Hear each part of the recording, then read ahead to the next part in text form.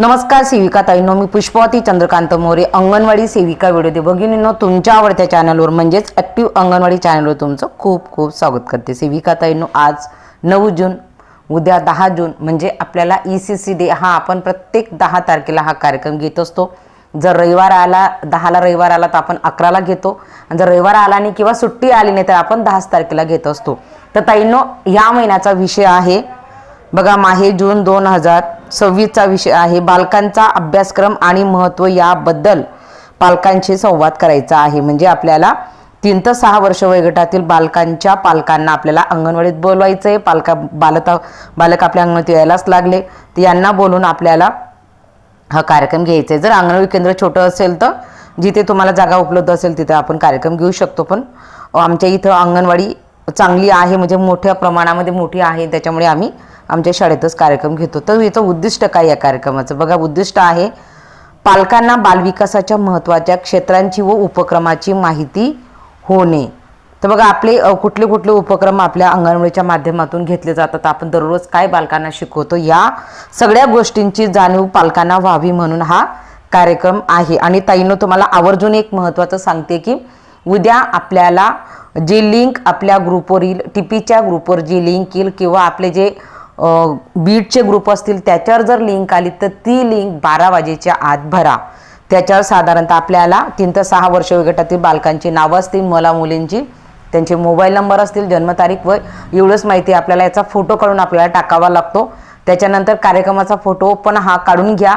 मागच्या वेळेस आपल्याला कार्यक्रमाचा फोटो आणि लाभार्थ्यांचा फोटो असे दोघे फोटो लागले ते, त्याच्यामुळे आता कार्यक्रमाचा पण फोटो असू द्या आणि त्याच्यानंतर लाभार्थ्यांचा पण फोटो, असे दोघंही आपल्याला. आणि ती लिंक 12च्या आत भरा, कारण की आपल्याला सगळ्यांना माहिती आहे जर तुम्ही ही लिंक 12च्या आत भरली नाही तर ती आपण नंतर भरली तर ती ग्राह्य धरले जात नाही. आताच मागे आमच्या इथं प्रशिक्षणामध्ये जिल्ह्यावरून जे अधिकारी आले त्यांनी सांगितलेलं होतं, त्याच्यामुळे तुम्हाला पण मी सांगून देते की 12च्या आतच भरण्याचा प्रयत्न सगळ्यांनी करा ही लिंक.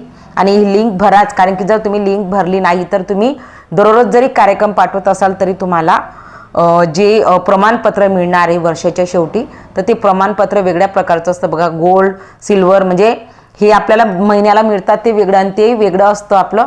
तर ते प्रमाणपत्र खूप कमी ताईंना ह्यावेळेस मिळालेलं आहे, त्याच्यामुळे लिंक भरण्याचा प्रयत्न करा. तर चला आपण आता पुढचं बघून घ्या. अगदी आपण नेहमी घेतो तेच आपलं आहे बघा, साहित्य आहे. तर आपल्याला माहिती आहे की आपले 4 जे कोपरे आहेत, तर पहिला आपला खेडगर कोपरा, दुसरा आहे आपला हस्तकाम कोपरा, तिसरा आहे बोधात्मक कोपरा आणि चौथा वाचन कोपरा. बघा, ही जी कोपरे आहेत ही आपल्यासाठी अंगणवाडी केंद्रासाठी खूप महत्त्वाची आहेत. तर हा पहिला खेडगर, दुसरा हस्तकाम, तिसरा बोधात्मक आणि चौथा वाचन कोपरा. याच्यामध्ये आपल्याला काय काय करायचं इथं दिलेलंच आहे. तुम्ही बाहुलीघर ठेवू शकता, भाजीचं दुकान ठेवू शकता, शेंप्याचं दुकान, त्याच्यासाठी साहित्य आपल्याला लागेल. त्याच्यानंतर हस्तकाम कोपऱ्यासाठी परिसरातील साहित्य वापरून रचना, रंगकाम, फाळकाम, आता हे देखील आपल्याकडे उपलब्ध असतंच. त्याच्यानंतर बोधात्मक कपड्याचे पझल्स, मनोरे, जोडतोड, खेळणी ही देखील आपल्या अंगण केंद्रामध्ये आपल्याला कार्यालयामार्फत भेटलेली आहे, त्याच्यामुळे हे पण आहे. त्याच्यानंतर वाचन कोपरा, गोष्टींची पुस्तकं, फ्लॅशकार्ड, चित्रांची पुस्तकं, तर चित्रांची पुस्तकं देखील आपल्याकडे उपलब्ध आहेत. फ्लॅशकार्ड देखील आपल्याकडे असतात. गोष्टींची पुस्तकं काहींकडे आहेत, काहींचे नसतील, पण असलीच तर नक्कीच ठेवा. आणि आपल्याला दर महिन्याला ही पुस्तके देखील आपल्याला बदलत ठेवायची आहेत. जे कोपरे आपण केलेले आहेत तर त्या कोपऱ्यांमधले खेळणे देखील आपल्याला, हे 4 कोपरे आपल्या बालकांसाठी खूप महत्त्वाचे, 4 बाजूला 4 कोपरे करायचे आहेत. आणि त्या कोपऱ्यांवर आपल्याला ह्या पद्धतीचं साहित्य मांडून ते बालकांना त्या पद्धतीने त्यांचे ग्रुप करून अशा पद्धतीने आपण बसवत असतो. त्याच्यामुळे हे देखील आपल्यासाठी म्हणजे जे साहित्य आहे किंवा उद्याचं जे ECC डे आपल्याला राबवायचं आहे तर त्याच्यासाठी आपण जे आपल्या अंगण केंद्रामध्ये आधीपासून आहे तेच आहे, त्याच्या व्यतिरिक्त काहीच नाही. त्याच्यानंतर पूर्वतयारी आपल्याला काय करायची असते, आपल्याला सगळ्यांना माहिती की 17ची वेळ दिनांक पालकांना आदल्या दिवशी सांगावी.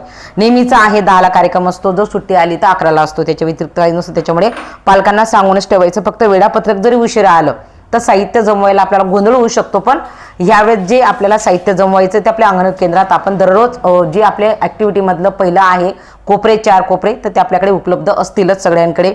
असं धोरिया असायलाच पाहिजे, जर नसतील तर ते तयार करा. तर आपल्याला 17ची वेळ आधीच सांगून ठेवायची. मुक्त खेळासाठी उपयुक्त प्रमाणे साहित्य तयार करून भाषा विकास म्हणजे वाचन कोपरा. आता बघा इथं दिलेलं आहे भाषा विकास कशात नव्हतो, तुम्हाला अजून हे प्रश्न पडले असतील तर इथं तुम्हाला त्याचं उत्तर पण आहे. भाषा विकास वाचन कोपरा, बौद्धिक विकास बोधात्मक कोपरा, सर्जनशील विकास हस्तकाम कोपरा, सामाजिक भावनिक विकास म्हणजे बाहुलीघर, असे कोपरे मांडून ठेवून 17ची वेळ व दिनांक पालकांना आदल्या दिवशी सांगावे. म्हणजे आपल्यासाठी ही खूप महत्त्वाचं आहे आणि हे साहित्य आपल्याकडे असणं देखील महत्त्वाचं आहे.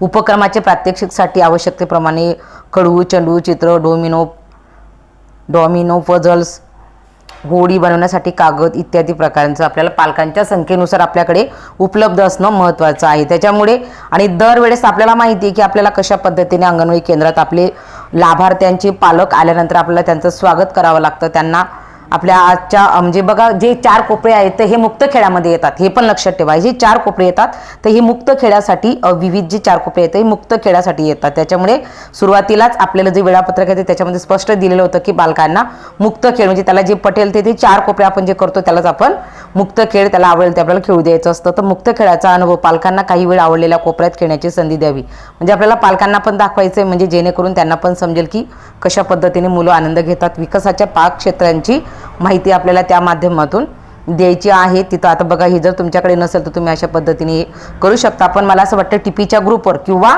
जर तुम्ही पाहिलं तर आपल्या बीटाच्या ग्रुपवर देखील ही माहिती आपले मॅडम टाकत असतात आणि प्रत्येक ठिकाणी जे ऑफिसर त्याला जॉईन झाले आकारच्या आला तर ते देखील माहिती टाकत असतात. तर याच्यासाठी आपल्याला कुठला विकास साधला जाणार या सगळ्या गोष्टी त्याच्यामध्ये आहेत.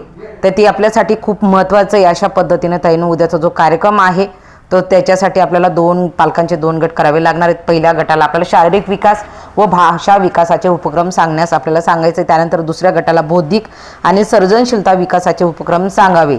आवश्यक तेथे अंगणवाडी सेविका यांनी उपक्रम आधी करून दाखवावे किंवा योग्य ते मार्गदर्शन करावे व नंतर मुले व पालकांना करण्यास सांगावे. तर आधी आपण थोडंफार प्रमाणामध्ये करून दाखवावं, कारण त्यांना माहिती नसेल तर आपण थोडं करून दाखवायचं किंवा त्यांना प्रत्यक्ष करून दाखवा किंवा मध्ये त्यांना मार्गदर्शन करा अशा पद्धतीने. तर बघा उदाहरण तर इथं दिलेलं आहे आपल्याला काय घ्यायचं आहे. बघा शारीरिक विकासासाठी नागमोडी रेषेवर चालणे, चेंडू फेकणे, झेलणे. भाषिक विकासासाठी चित्र वाचन, गोष्टी, गाणी. बौद्धिक विकासासाठी डॉमिनो पझल्स. सर्जनशीलतेसाठी कागदाची होडी बनवणे. वरील उपक्रम उदाहरण दाखल दिलेली आहेत. अंगणवाडीत उपलब्ध साहित्य व जागेनुसार उपक्रमामध्ये बदल करता येईल. म्हणजे तुमचं जसं साहित्य त्या पद्धतीने तुम्ही बदल करू शकता. तर समारोप देखील आपल्याला माहिती आहे की पालकांसोबत 3-2-1 हा उपक्रम खालीलप्रमाणे घ्यावा. पालकांना विचारा की आज आपण कोणत्या 3 नवीन गोष्टी शिकलो. आपण घरी मुलांबरोबर 2 गोष्टी करणार. तर हे खरं म्हणजे आपण जे पण ॲक्टिव्हिटी घेतोय तर ते ॲक्टिव्हिटी कुठेतरी घरी देखील पालकांनी करणं खूप महत्त्वाचं आहे. आणि हे सगळ्या गोष्टींसाठीच आपल्याला पालकांना बोलवायचं आहे. आपल्या पालकांना बी सहभागी करून घ्यायचं आणि शेवटी सभेला आपण उपस्थित राहायला त्यांचे आभार मानावे.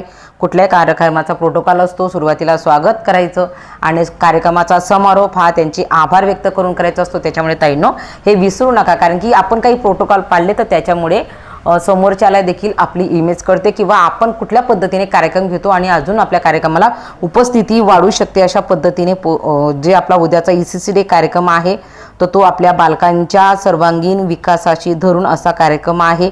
3 ते 6 वर्ष वयोगटासाठी हा कार्यक्रम आहे. आणि कार्यक्रम आपल्या सगळ्यांना माहिती आहे की बालकांचा अभ्यासक्रम आणि महत्त्व याबद्दल पालकांना समजावं, त्यांच्याशी संवाद साधला जावा. म्हणून उद्याचा कार्यक्रम कार्यक्रम व्यवस्थित आवर्जून घ्या आणि लिंक 12 वाजेच्या आत भरायला विसरू नका. आजच्या व्हिडिओपर्यंत एवढंच. फक्त जाता एकच सांगेल ताईंनो की जर तुम्ही व्हिडिओ बघत असाल, तुम्हाला नवीन गोष्टी जर शिकायच्या असतील तर ॲक्टिव्ह अंगणवाडी चॅनलला सबस्क्राईब करून ठेवा, जेणेकरून तुम्हाला कुठल्याही प्रकारची पोषण ट्रॅकर, मातृवंदना, कुठल्या प्रकारचं नवीन रेकॉर्ड, आता 11 रजिस्टर सोडून अजून इतर काही कामं आपण करतोच, तर त्या संदर्भात माहिती हवी असेल, कुठलीही अडचण सोडायची असेल तर ॲक्टिव्ह अंगणवाडी ह्या चॅनलला सर्च करा. या चॅनलला तुम्ही सबस्क्राईब करून ठेवा, लाईक करत चला, जेणेकरून मला अजून व्हिडिओ करण्यासाठी मोटिवेशन होतं आणि मी व्हिडिओ करत असते. त्याच्यामुळे आजच्या व्हिडिओ एवढंच. धन्यवाद.